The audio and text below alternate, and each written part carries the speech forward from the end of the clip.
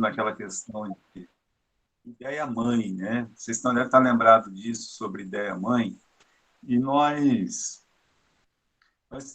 batemos muito na tecla da necessidade da pessoa trabalhar a ideia-mãe, no sentido que é um assunto só, correto?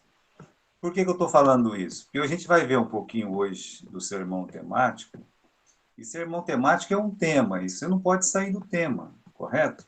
Que é muito parecido com aquilo que a gente já estudou lá na ideia-mãe. Vamos dar uma lidinha aqui nos três principais tipos de sermões bíblicos.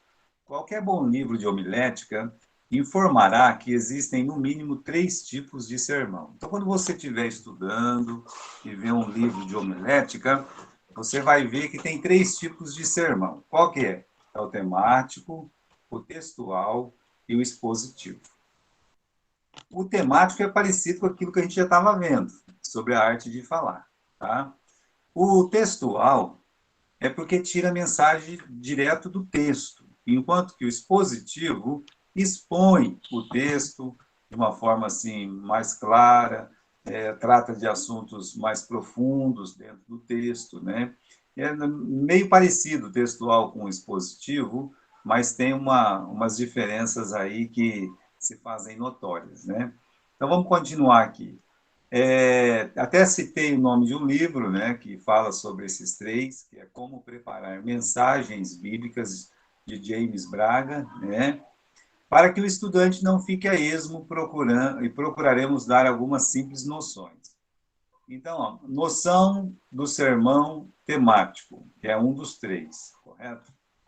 O que é um sermão temático? A definição de um sermão temático. Ele é chamado assim porque suas divisões principais se originam do tema, independente do texto. Você não tem um texto, você tem um tema. O textual, você tem um texto. Tá? No expositivo, você tem um texto que você tem que colocar ele dentro do contexto.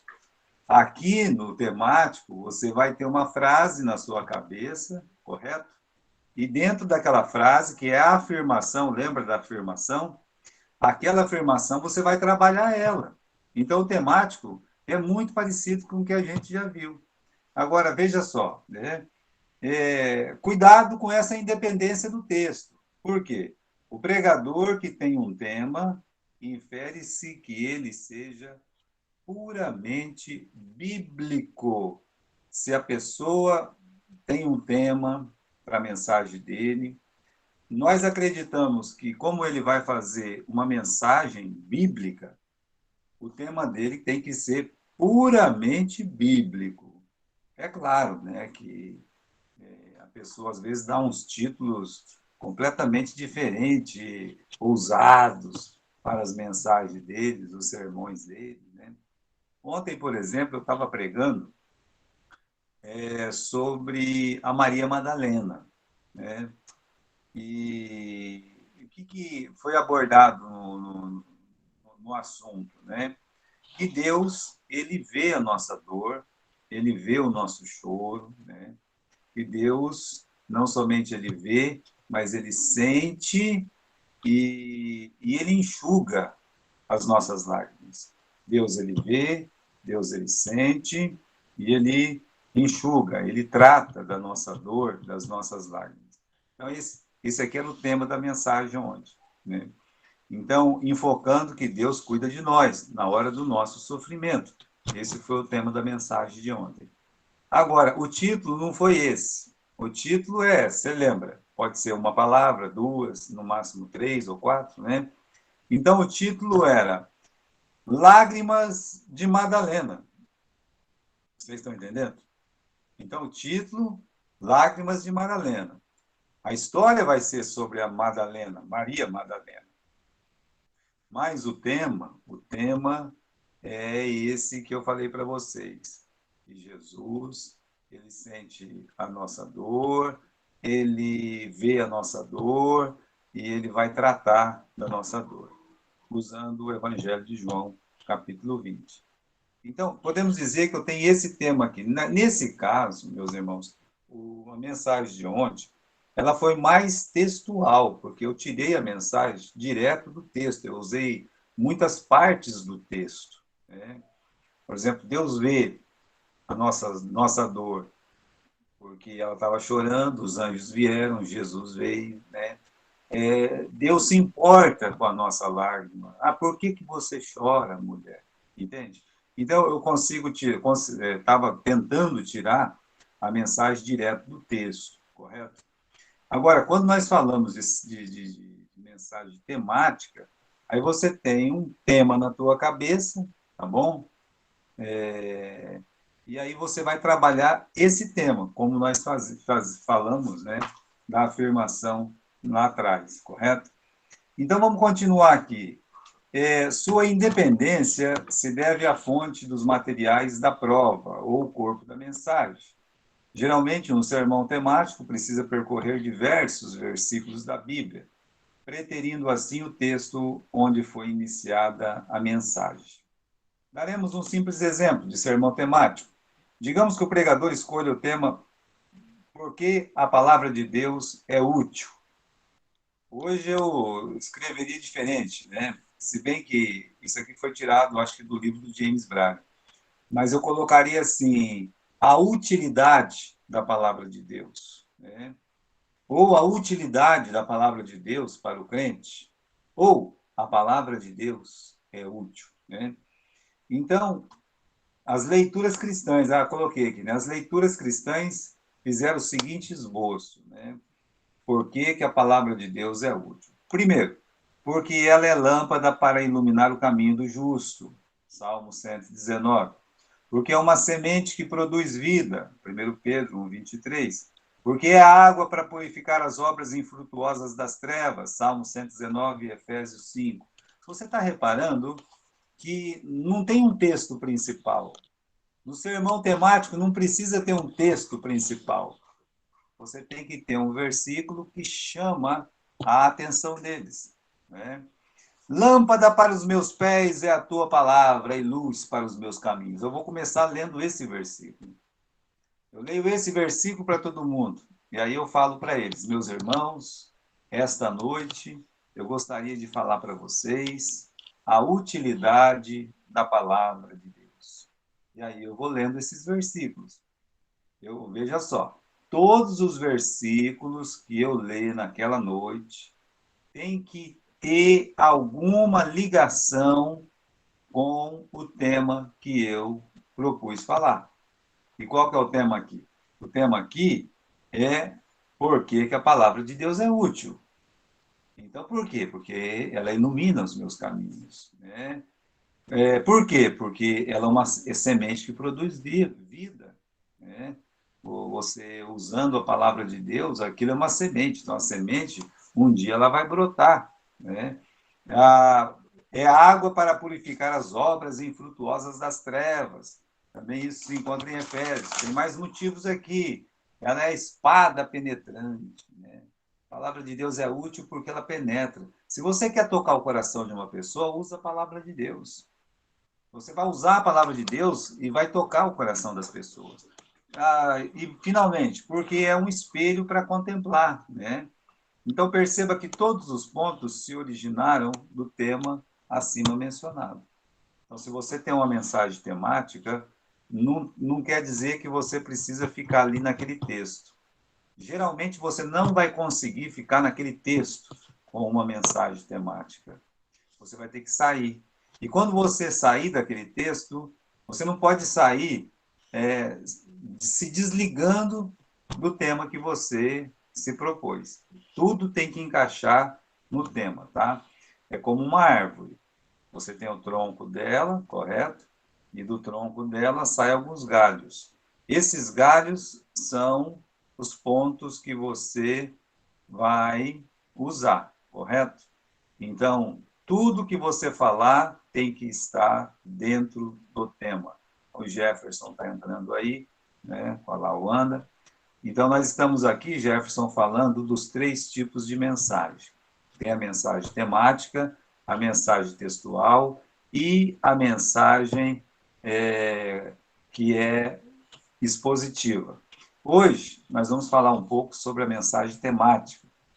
É isso que os meninos estão vendo comigo aqui. O que nós falamos? Que na mensagem temática, tudo que a gente for pregar tem que estar ligado com o tema da mensagem. Vamos ler agora a vantagem desse tipo de pregação, né? Esse tipo de sermão tem a vantagem de ter uma divisão fácil de ser memorizada, o que é muito prático para pregadores iniciantes. Então, a gente acaba conseguindo decorar melhor os pontos, porque você vai estudar em casa, né? E aí, para quem está começando a pregar, fazer uma mensagem temática é menos complicado do que você pegar um texto, e tem muita gente que já conhece aquele texto de ponta cabeça, decore salteado, e um monte de gente já pregou em cima daquele texto, aí vai ficar achando defeito na tua mensagem, entendeu?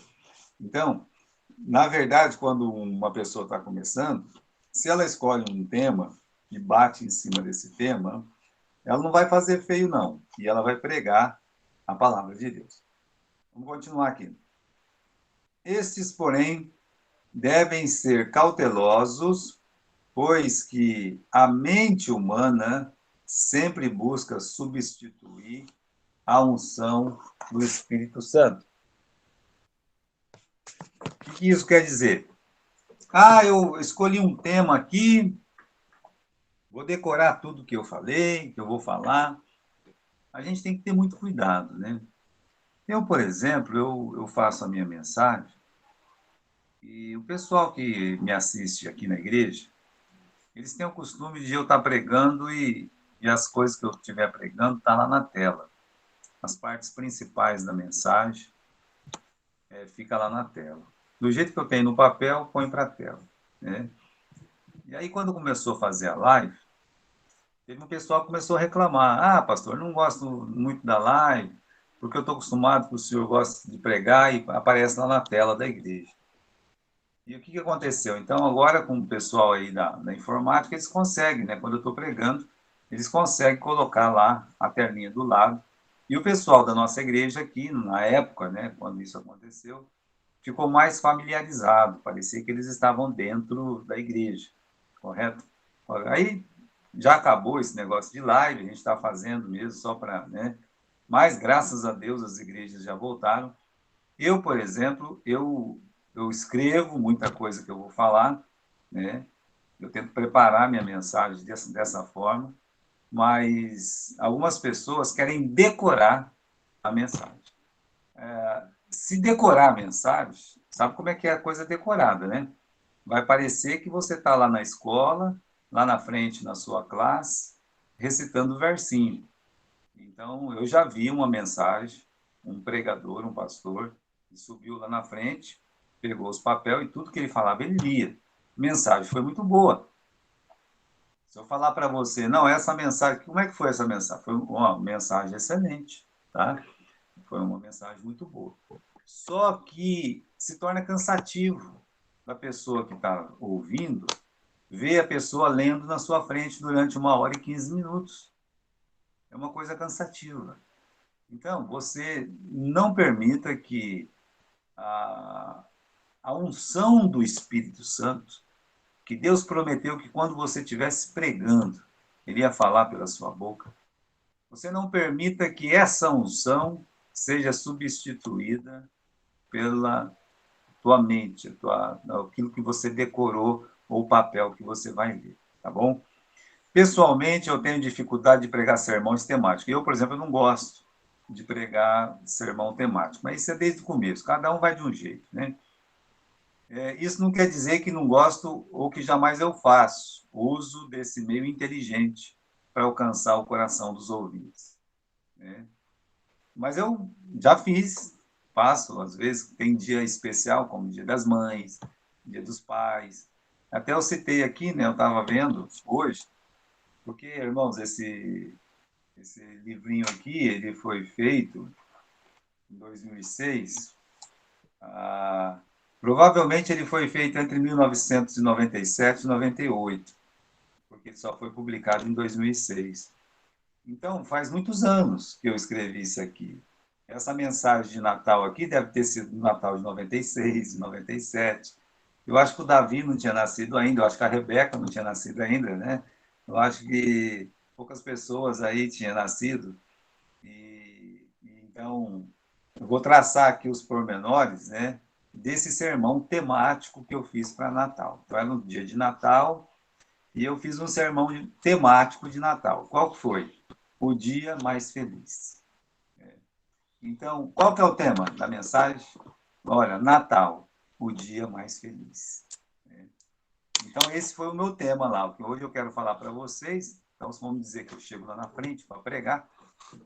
E é preciso fazer isso, tá? Quando você for pregar, é necessário. Você chegar lá e dizer assim: olha, meus irmãos, hoje eu gostaria de falar para vocês sobre o dia mais feliz que já houve neste mundo. Né?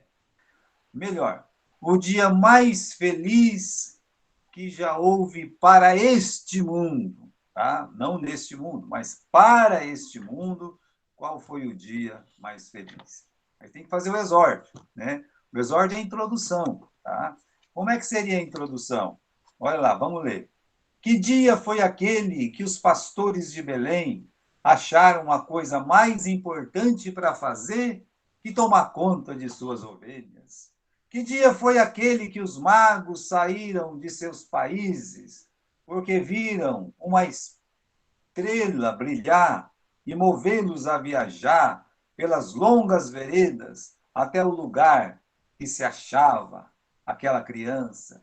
Que dia foi aquele que os anjos desceram do céu para cantar um cântico novo, até então impossível de ser entoado pelos homens? Que dia foi aquele que o sol brilhou com mais esplendor e que a luz reluzia com mais força? E as estrelas resplandeciam com mais fulgor? Que dia foi aquele que a pequena Belém foi o centro de todas as atenções do céu e da terra? Que dia foi aquele que uma manjedoura virou o trono de Deus? Certamente, aquele dia foi o mais feliz que já houve neste mundo, o dia que Deus se manifestou em carne, o dia em que o próprio Deus abaixou os céus e desceu na terra. Isso é só o começo. Né? Então, o exórdio, a introdução, lembra, você tem que captar as pessoas, você tem que chamar a atenção das pessoas para a sua mensagem. E se o tema é que dia, olha, né? Você pode encontrar muitas coisas para falar sobre aquele dia, para chamar a atenção das pessoas. Aí você tem que fazer a sua afirmação. Portanto, nunca houve um dia tão maravilhoso para este mundo como o dia em que Cristo nasceu. Foi o dia em que Deus abriu para os homens a porta da vida eterna. Foi o dia em que a boa vontade de Deus para com os homens se manifestou de forma absoluta. As bênçãos que este dia trouxe ao mundo são indizíveis. Ah, para a nossa felicidade! Pode haver um dia mais feliz que este dia para a sua vida? É isso que vamos estudar na nossa mensagem. Será que teve um dia mais feliz neste mundo que o dia que Jesus nasceu? Então é isso que nós vamos estudar. Está vendo, irmãos? Eu ainda não comecei a mensagem. Eu fiz um exórdio. Aí eu fiz a afirmação. Eu afirmei para eles o que eu vou falar. Eu estou dizendo para eles que eu vou falar que neste mundo existiu o dia mais feliz. E será que existiu neste mundo, ou existe neste mundo, um dia mais feliz que aquele? Eu estou desafiando eles. Vocês estão vendo o que eu estou fazendo? Eu estou desafiando meus ouvintes a pensar: que dia foi o dia mais feliz? E será que tem um dia mais feliz que aquele? Eu estou desafiando eles. Então, é preciso fazer isso na hora da mensagem. Fiz o exórdio, Eu fiz a afirmação, agora eu tenho que provar. Eu estou dizendo aqui para vocês que o dia mais feliz que já teve nesse mundo foi o dia que Jesus nasceu. Aí o ouvinte que está lá atrás, é como se ele perguntasse: ei, pastor, prova para nós então, né? Prova para nós que esse dia foi o dia mais feliz. Ah, então eu vou provar, né? Eu vou provar pregando, né? Com os pontos. É claro que aqui tem um monte de pontos, você pode colocar somente 3, se você quiser. Mas o primeiro ponto foi, né? Por que esse dia foi mais feliz? Primeiro, foi o dia mais feliz porque era o dia mais esperado de todos que confiavam na palavra de Deus. Esse dia não foi um qualquer dia, não, né? Esse era um dia esperado. Olha, Eva esperou por esse dia, eu podia dizer aqui, né? Jesus disse que muitos profetas justos e reis esperavam ansiosos este dia faustoso, mas infelizmente eles não alcançaram. Né? O que mais? Veja ali no ponto B, vá para o B. Né? Desde que Deus fez a promessa ao primeiro casal de que a semente da mulher esmagaria a cabeça da serpente, o Messias, ele foi esperado. Homens piedosos como Enoque, Abraão, Isaac, Jacó, eles não alcançaram esse dia. No entanto, morreram na fé, sem terem recebido as promessas, mas vendo de longe, crendo, abraçando. Então, esse dia foi abraçado por Enoque, abraçado por Eva, por Adão, abraçado por Abraão, por Isaac, Jacó, por Davi. Eles queriam muito ter visto esse dia, porque era um dia muito esperado. Segundo ponto, foi o dia mais feliz porque trouxe a mensagem mais feliz. Né? Foi o dia mais feliz porque muitas pessoas esperavam esse dia, e foi o dia mais feliz porque a mensagem dele era a mais feliz, né? Que um homem poderia ouvir. A terra agitada, nervosa, não podia perceber a grandeza do acontecimento de toda a terra. B, letra B aí. No céu, este acontecimento não passou desapercebido. E as boas novas não puderam ser contidas nas cercanias do trono de Deus. No céu havia festa, cor e alegria. Era chegada a plenitude dos tempos e chegara a salvação. Deus estava com os homens. Logo o poder de Satanás seria desfeito. C. Como conter as boas novas de alegria? Impossível. Né? Não tem jeito. Quando você tem uma notícia tão boa, tão maravilhosa, você quer contar.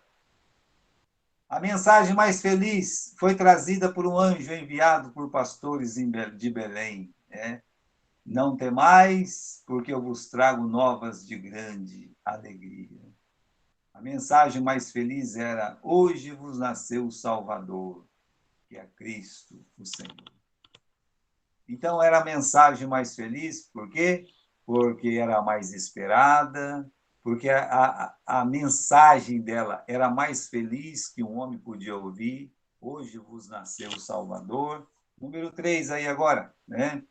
Foi o dia mais feliz, porque neste dia Deus deu a maior prova de boa vontade para com os homens. Então, esse também foi um dia feliz por isso, né? Deus deu prova de boa vontade. Lembra que os anjos disseram, né? Olha, paz na terra, boa vontade para com os homens, boa vontade de Deus para com os homens. Agora, irmãos, na letra A começa dizendo: Deus tinha motivos para não ter boa vontade, por causa do pecado, por causa deste mundo pecaminoso, por tantas coisas que os homens fazem de errado. Então, Deus ele não precisava ter boa vontade. O homem não tem boa vontade com Deus. Por que Deus tem que ter boa vontade com o homem? Não é? Mas é o dia mais feliz porque Deus teve boa vontade para com o homem. A boa vontade está em que ele nos deu o seu Filho unigênito. A boa vontade em descer com um propósito definido de salvar os pecadores. Né? Boa vontade de Deus em revelar, aí a letra D, revelar o seu Filho aos homens. Né? Então, Deus, ele mostrou boa vontade, tem mostrado boa vontade. E aí, em quarto lugar, né? Deixa eu ver se é só 4, acho que é só 4, é 5, né? Foi o dia mais feliz porque revelou a boa vontade de alguns corações. Agora, alguns corações se manifestaram, né? Você vê o coração dos pais, ficaram felizes com o nascimento de Jesus. O coração dos pastores ficaram felizes, né? Foi o dia mais feliz porque despertou no coração dos magos viajar metade do mundo para vir visitar o menino em Belém, né? Então, é assim, o dia mais feliz revelou boa vontade de alguns corações. E o dia mais feliz também, né, revelou que alguns corações não tinham boa vontade para com Deus. Não tinha, né? Na letra A aqui, no singelo, número 5 aí, né? 5A. No singelo verso de Lucas, encontramos uma constante da recepção mundana em toda a vida de Cristo. O que está escrito lá? Não tinha lugar para Jesus na estalagem, para Jesus nascer, né? Para a mãe dele ter ele, não tinha lugar para ele lá na estalagem, correto? B. Apesar do testemunho dos pastores, quando os magos vieram do Oriente, eles sabiam mais que os religiosos. Veja só, os magos chegaram e perguntaram: cadê aquele nascido rei dos judeus? Ninguém sabia. Mas os pastores já tinham avisado, já tinha brilhado a luz lá em cima de Belém. E o povo não estava nem aí, né? Então, C, Jerusalém ficou alvoroçada. Veja só, alvoroçou, mas quando Jesus nasceu, qual pessoa saiu de Jerusalém e foi até Belém para ver Jesus nascer?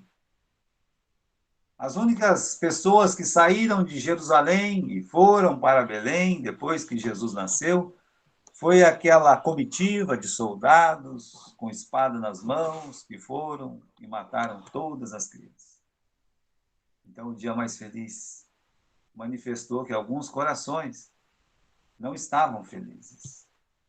E agora sim, né, de fato, seu nascimento trouxe o que anunciara Simeão: eis que é posto para a queda e elevação de muitos em Israel. Bom, eu provei para eles que aquele dia foi o dia mais feliz, era o dia mais esperado, era o dia mais feliz porque tinha mensagem mais feliz. Era o dia mais feliz porque manifestou o coração de muitos homens, para o bem e para o mal, mas principalmente para o bem. E aí, então, agora eu vou fazer a peroração, vou acabar a mensagem. Eu já provei que era o dia mais feliz. E como é que eu vou acabar a mensagem? Conclusão. O dia do nascimento de Jesus foi o dia mais feliz que já houve no mundo. Mas será que existe um dia mais feliz do que este para o homem individualmente? Eu quero, meu irmão, que você pense. Será que tem um dia mais feliz para nós do que o dia que Jesus nasceu? E talvez você pense assim: não, pastor, não tem. Mas tem. O dia mais feliz para um crente do que o dia que Jesus nasceu é o dia que ele nasceu de novo. O dia da nossa conversão é um dia mais feliz do que o dia do nascimento de Jesus. Porque Jesus nasceu para que cada um de nós tivéssemos esse dia feliz. Deus está feliz com esse dia mais feliz que eu tive quando eu tinha 12 anos. Eu entreguei a minha vida para Jesus. Aquele é o dia mais feliz. Mas e o nascimento de Jesus? Foi o dia mais feliz deste mundo, para este mundo. Mas para mim, individualmente, o dia mais feliz é o dia da minha conversão. Você reparou que nós estamos falando de uma mensagem que, quando foi pregada, durou mais ou menos 1 hora, correto? 1 hora e pouco. Mas eu não saí em momento nenhum do tema. Se eu escolhi aquele tema, eu tenho que trabalhar aquele tema. E olha, as 4 partes do discurso foram discutidas aqui: o exórdio, a afirmação, a prova, né? E, por fim, a peroração, que é a conclusão. Então, irmãos, trabalhar a mensagem é um fator muito importante, né? Vamos terminar aqui, né? Deixa eu ver se... Deixa eu virar a página aqui. Tá. Importante. Tá lá. Vamos achar aqui esse importante aqui, né? Importante na página 126, tá? Deixemos, por enquanto, o exemplo do sermão temático para ressaltar uma regra muito importante sobre esse tipo de mensagem. Não fuja do tema escolhido. Escolheu um tema, fique nele até o fim. Portanto, para que seu tema seja bíblico e o mais claro possível, este é o. Perdão. Portanto, que seu tema seja bíblico. Agora estou conseguindo ler essa letrinha, né? Que seu tema seja bíblico e o mais claro possível. Este é o grande segredo de um bom sermão temático. E, olha, eu vou dar uma tarefa para vocês. Vocês podem pegar aqui o exemplo, né, que a gente tem aqui na nossa mensagem. E o que eu queria de vocês é que vocês escrevessem um tema, tá? E que vocês fizessem dentro desse tema, escrevam um tema, né? Por exemplo, vamos ver aqui, que eu preguei domingo de manhã, né? Domingo de manhã, foi assim, né?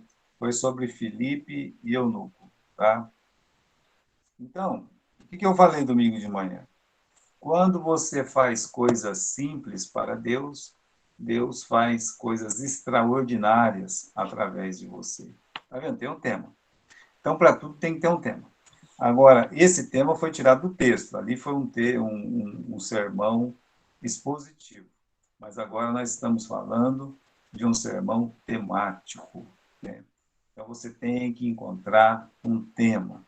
Um tema sobre... vamos pensar aqui, vamos pensar junto. Se alguém quiser me dar uma ideia, pode dar uma ideia, tá bom? E aí, o que nós poderíamos pensar, né? Vamos pregar sobre o quê? Né? Ah,